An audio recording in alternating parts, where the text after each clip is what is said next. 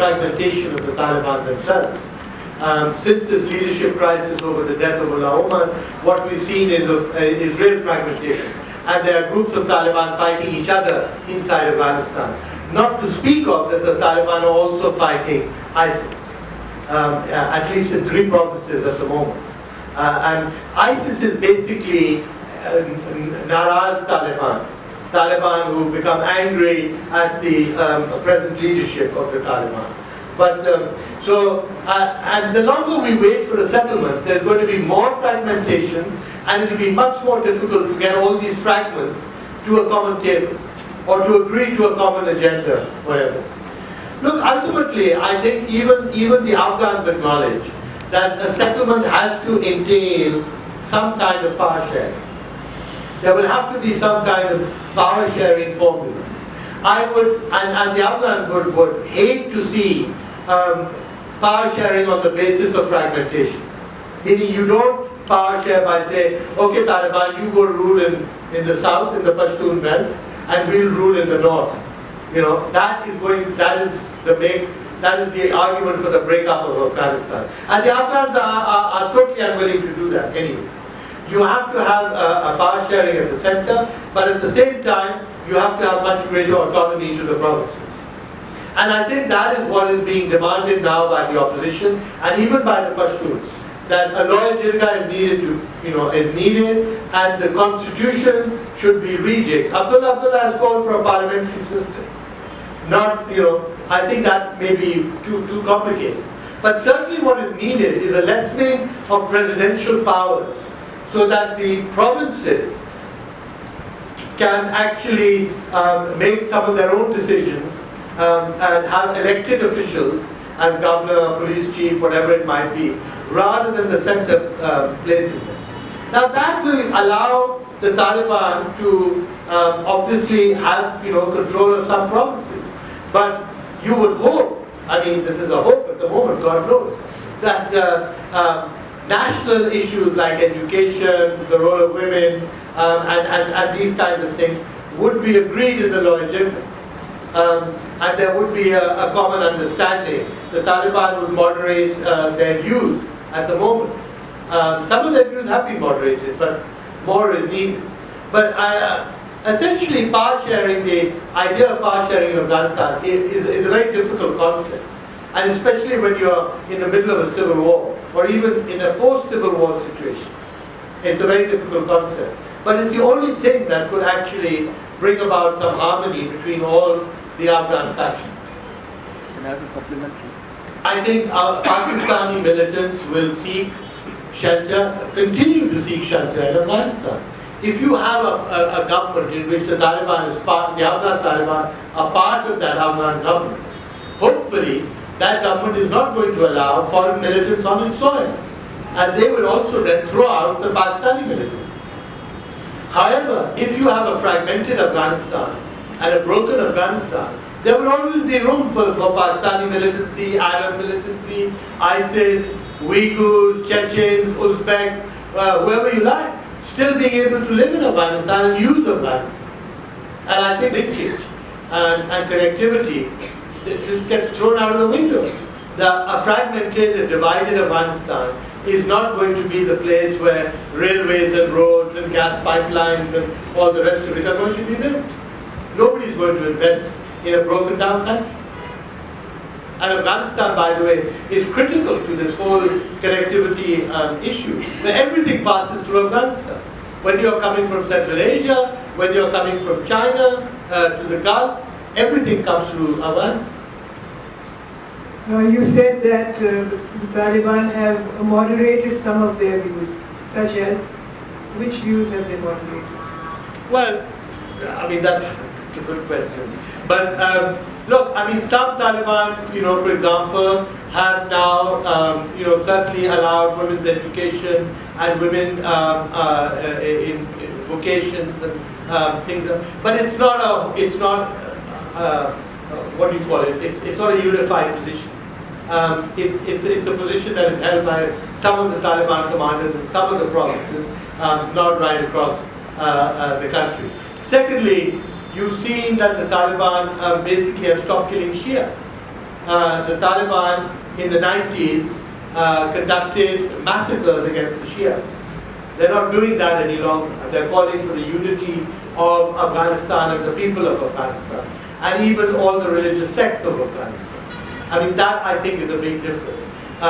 ISIS is killing Shias, Al-Qaeda is killing Shias, the Taliban are not. You know, our own Taliban are killing Shias, but the Afghan Taliban are not. I think that's a big difference. The real issue, of course, is that the Taliban will be treated by the non-Pashtuns as a Pashtun political force. And as it's not just the Islamic measures that the Taliban bring to the table, it's also their Pashtun base. And the Uzbeks, Tajiks, Hazaras, Turkmen, and all the other ethnic groups in northern and western Afghanistan fear that there will be a linkage between Pashtun nationalism and Taliban extremism. And that will swamp us, the minorities. And so that has to be guarded against in the future. Salim Vaidi, sir? Salim Vaidi. Yeah. Basic question and sort of down-to-earth concern with us. Your scholarship is impressive, your logic is unassailable. Have you not made any dent in the thinking processes of the powers that be in this country?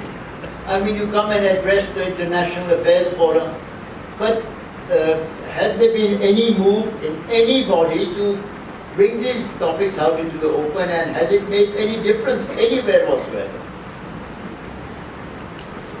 Look, I mean, the short answer to your question is no. It hasn't. I haven't had any impact at home. I think I've had a lot of impact abroad, much more abroad than perhaps at home, which is a very sad thing to say. But that's the truth of the matter. I think the real problem in Pakistan, which I see really as being one of many who is trying to change that, is the confusion in many people's minds. People are confused that by what the state, the government, the military, the media, and all this is putting out. Basically, we are totally confused. Are the Taliban the good guys or the bad guys? I mean, what is the difference between the Afghan Taliban and the Pakistani Taliban? Etc. Look at the confusion over very sensitive issues like the role of women, education for women, the blasphemy law. All these issues have created enormous confusion in people's minds. And I think what is happening is that there's very little leadership from the politicians and from the establishment as to in which direction we should be going. There's a will to go in the direction of if you like, modernism and progress and development. But nobody is actually dealing with the issues that are already bedeviling the population, and for which governments are not offering solutions. We can say we want a solution. All women have the right to jobs and work and etc. But if there's a whole madrasa and mullah culture which is totally against that, who is addressing these issues, and who is taming the opposition? So I think I see my task more as an attempt to try and explain largely. I think the whole problem for Pakistan stems in its foreign policy. As long as we allow these militants from abroad to live in Pakistan and to launch attacks from Pakistan, which we did in the 70s, 80s, 90s, it was hugely detrimental. Thank God we're not doing that now. But we're still allowing militants from other countries to, like the Taliban, to live here, and we're not seeking a solution.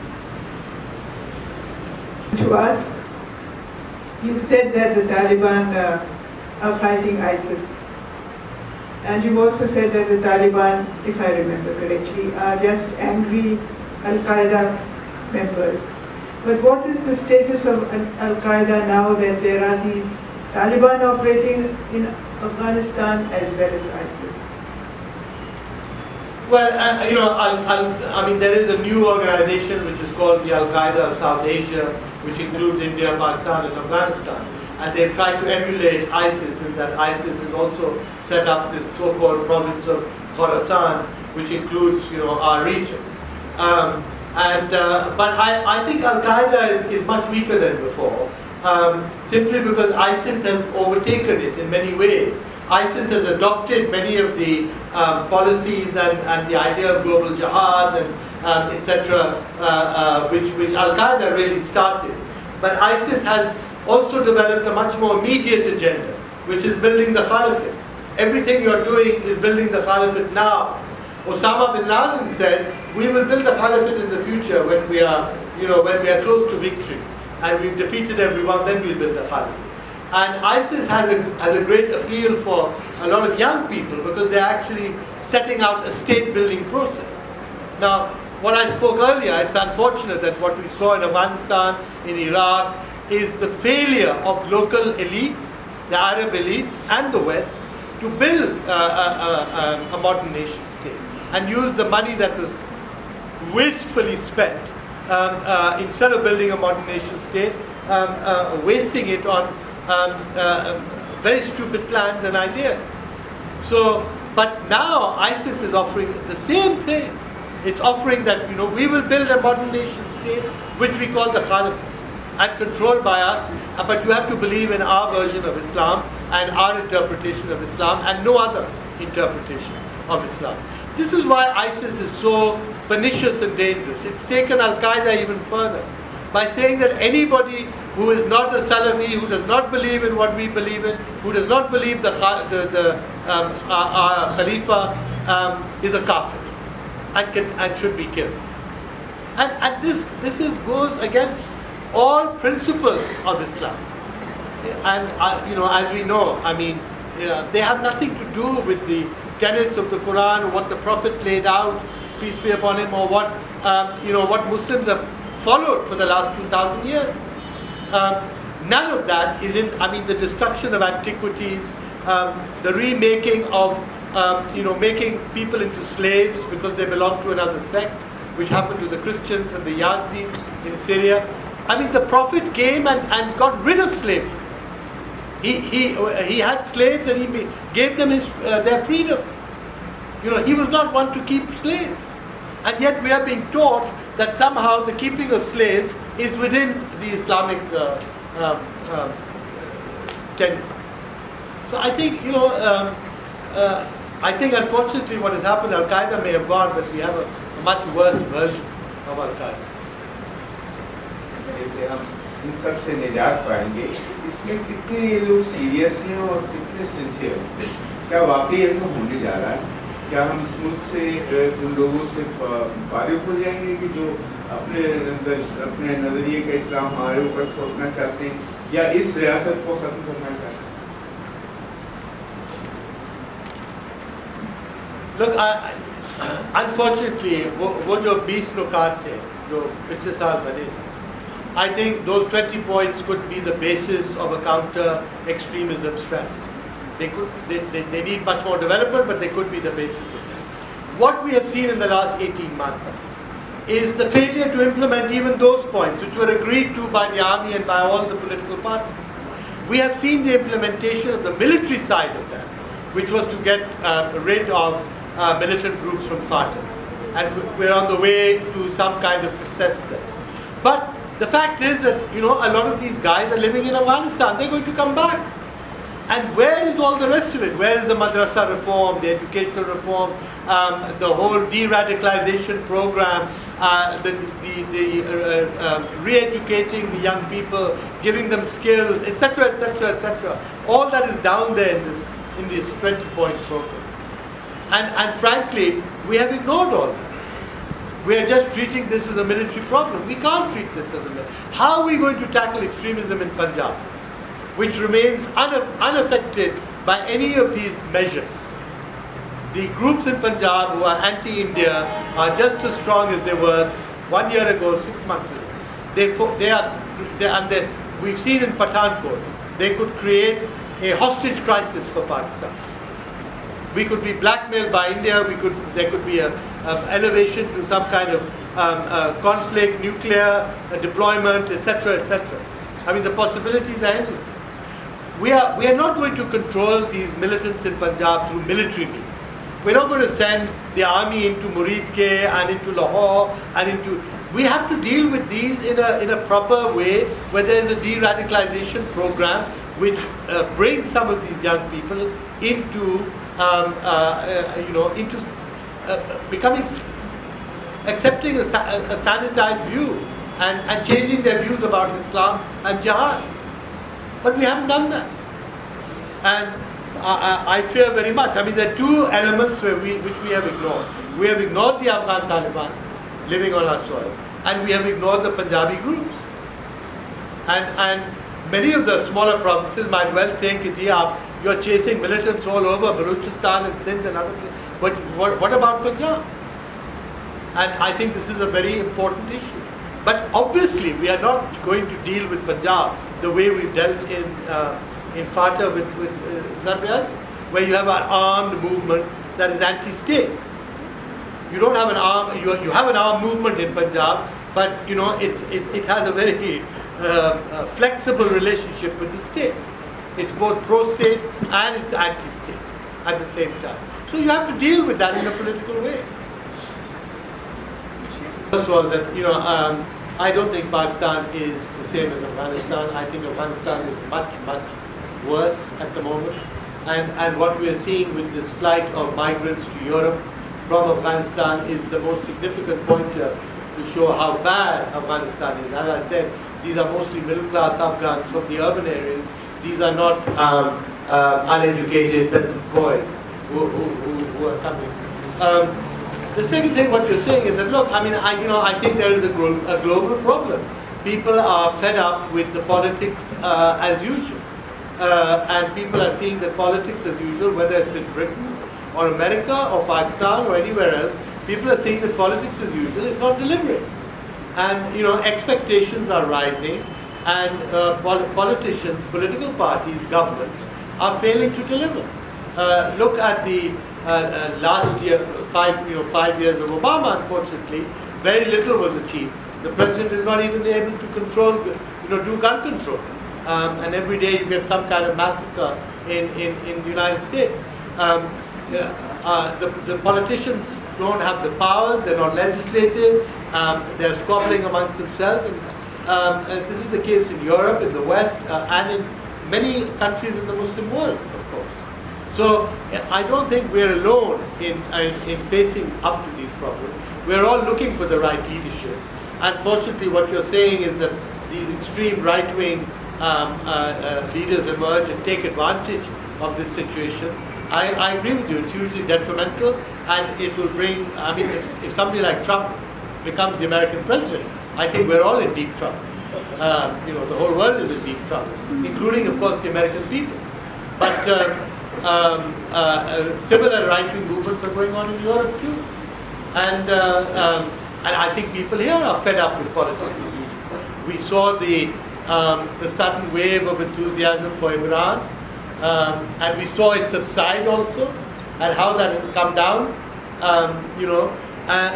People, would want to believe in something that's new, and that is offering them a real chance to get involved in their future and politics and all the rest of it. And then they're disappointed because these same leaders that get wrapped up in local politics and or corruption or some kind of local deals that destroy any idea of democracy. Imran, there could be many explanations for him, but he certainly offered hope to many Pakistanis, and that hope is no longer there. I don't know, for example, what's going to happen in the next election. We have a population which is essentially fed up with all the political parties. Now I don't want to make the obvious corollary. Does this open the door to some kind of military rule or something like that? I hope not. But you certainly have a very critical political situation here, and it'll get worse in the next 1 or 2 years. And Silk routes and all this is not going to change unfortunately, the political mood in the public. Mr. Ahmed Rashid wanted this to be the last question, but there are some students here from the university and I want to know if any of them want to ask a question. And secondly, if that young lady from the naval establishment is here, I think I saw her coming in. Would she like to ask a question? No? No. Dr. Saiba, would you like to ask a question? We'll make that the last question. Thank you, ma'am. Thank you so much. People may have read them, but unfortunately, the government of Pakistan hasn't. Look, every day 50,000 people cross that border. You know, tribes, families, clans are divided along that border. It was a false border drawn by a Brit who used his pencil and you know, divided and drew up what is the Durand line. And a war is not going to stop Pashtun tribes and families who are divided by that border from India. And I think it would be a complete waste of time. It's like telling the Chinese, you know, well, we'll give you 10,000 more troops to protect. We'll have 6 soldiers to each Chinese engineer. Isn't that enough to protect you? And I will say, no, you can give 20 soldiers to a Chinese engineer. That will not be enough to protect them. Why not make peace in the areas where the Chinese are going? And that's our job, that's not the Chinese job. You know? So the wall is a similar thing. We need peace and stability on this border. And don't forget that if we're talking about connectivity, how can we be building walls when we want pipelines, we want oil, we want gas, we want roads, we want all these things? You can't be following a policy of connectivity and building walls. This is not, you know, the 3rd century BC. We're going to build the Great Wall. It just doesn't work now. Am I right in my information? I may be wrong, that the Indians have built a fence along the border? Yeah, they have. I mean, they have, but has it stopped terrorism? No, it has. I mean, I'm just asking. yeah. Well, they have against not all along their border, but certainly in the Kashmir and Punjab part, they have. Sindh also. Sindh also. The light along that line is the only one that can be seen from outer space. It's the only feature in the world that can be seen, the lighting along that line. I think I will wind up this session now. Mr. Ahmed Rashid, the picture you painted can hardly be called optimistic. And so weak army in Afghanistan, weak government, government not having control of large areas, not just one kind of militancy. There's Taliban, there's ISIS, there's Al-Qaeda, and there is also what you consider lack of wisdom on the part of all the players in the region. I don't know, we haven't really had time to go into every aspect of this question, but I was wondering whether the nuclear deal with Iran could have maybe changed things along that border or not, but we can talk about that over a cup of tea. And I want to thank you for traveling all the way from Lahore to come and speak to our members. We were so looking forward to it. This is our journal. We've been publishing it since 1948. And since you are such a prolific writer, maybe you'll write an article for us.